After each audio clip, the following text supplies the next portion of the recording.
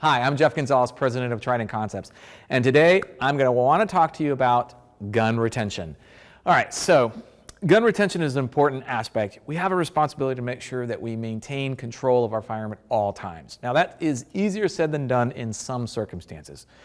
So the very first thing that I want to talk about is, while gun grabs happen, and they happen more frequently than I would like, there are some very simple things that we can do to avoid them, number one, and then how do we deal with the potential, number two. All right, so the very first thing that you can do to try to help avoid a gun grab is to maintain situational awareness.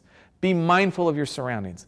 Now, I will tell you that I do not advocate open carry. While I appreciate open carry from a constitutional point of view, I don't encourage it, simply because it means that you have to have your A game dialed up to max anytime you're out in the public environment, simply because it's so easy to grab. And all it takes is for you to just watch several videos of people that might have been focused throughout the day, but at that moment, they lost their focus and somebody was able to quickly come in, grab the gun, and run away. So let's try to avoid that by maintaining situational awareness and then adding one extra level of safety by making sure that we are constantly concealed, all right, as long as it's legal. Now let's also talk a little bit about the reactionary gap. And what that means is that there's this dynamic in play here. There's action versus reaction, all right?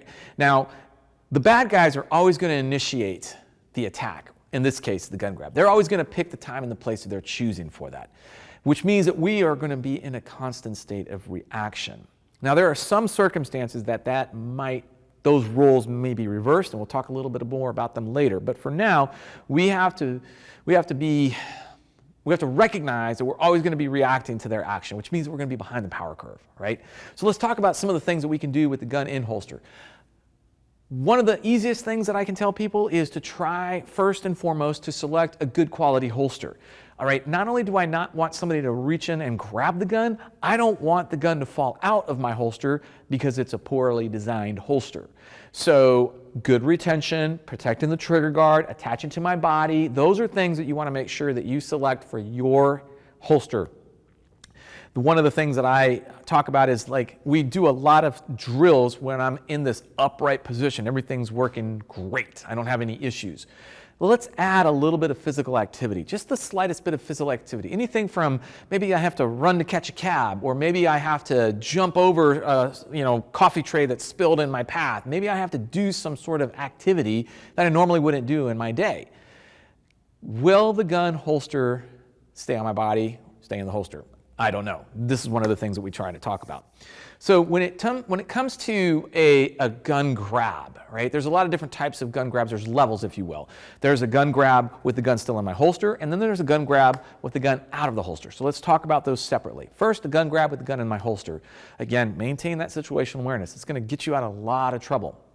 But if for whatever reason you happen to be in a situation where you can start to see it kind of like de-escalate to the point where now you start to see that gun grab, what are some indicators that you might be looking at a gun grab? Telegraphing with the eyes. So if I'm looking at you and then I look down at the gun or where the gun might be, that's a clue that they are thinking about that gun, which means that you need to probably be doing something to protect it. What do? I try to occupy the inside position. Inside position means I'm putting my hands up in here, which means that they have to now move past my hands to get to the gun. This also affords me the ability to go ahead and trap my gun by using my elbow, just kind of resting my elbow or the tricep muscle right there on top of my gun, which means that now I'm putting downward pressure on the gun in my holster where they have to pull upward pressure to retrieve it. All right, so occupy the inside position, and if it really gets that bad, you just want to go ahead and drop your elbow right on top of the gun. Now you can do this from open carry, even concealed carry. It doesn't matter because that shelf is always going to be there. All right, so those are the two simplest things that you can do right there. Now, what if, and here's the other thing too. Yes, I could take both my hands and I can come down here and trap my hands. I can do that. But that probably happened because, number one, we didn't occupy the inside position. He was able to get his hand in on top of my gun. If I occupy the inside position, the chances of him actually getting his hand on my gun are very low, and then I can actually bolster that by resting on there. So now it's really hard for him to get a hold of the gun. if the hand got to the gun, it probably meant that I didn't occupy that inside position. And now the idea of trying to trap the gun with both hands is one of the prevailing thoughts. And one of the things that I would discourage you from doing is, what's the other hand of my opponent doing? So if I take both my hands and I occupy one hand to keep the gun in the holster, that leaves me open to sustain an injury, attack from the head. The shoulders and up basically are free game at that point because you got nothing to do to defend it. So just keep that in the back of your mind. All right, so now that we've kind of worked on that, what are some other things that I can do?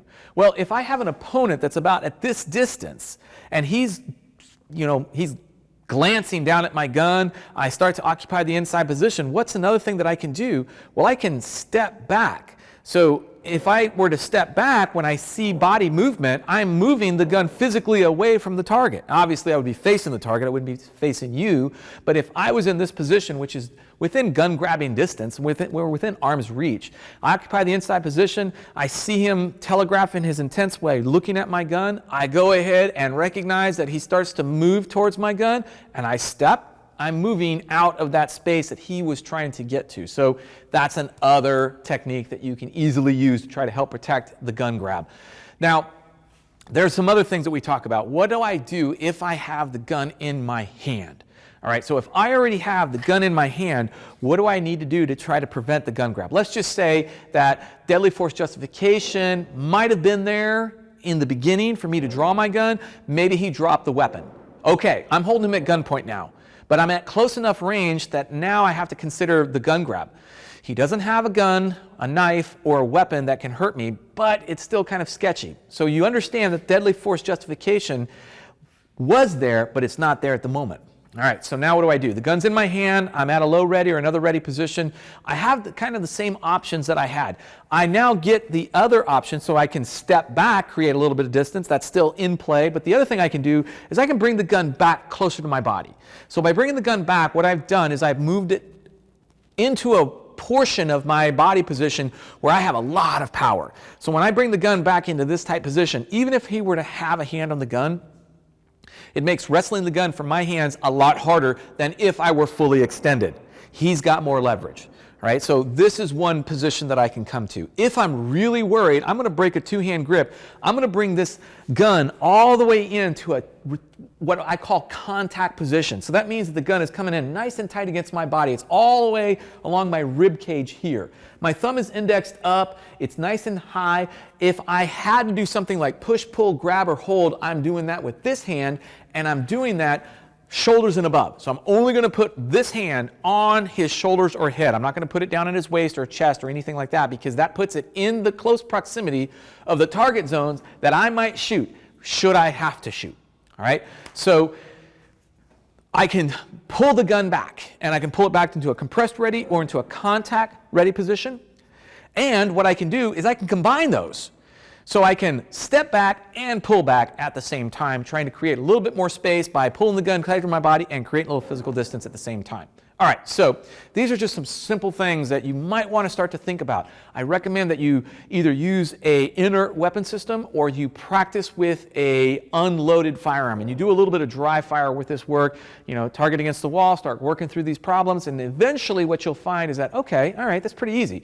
I'm looking for the telegraphing of the eyes. I occupy inside position. I have, if I need to, dropping my tricep down. I can step. I can work all of this from the draw stroke, compressing back to that compressed ready or contact, and if I had to, combining all of that together.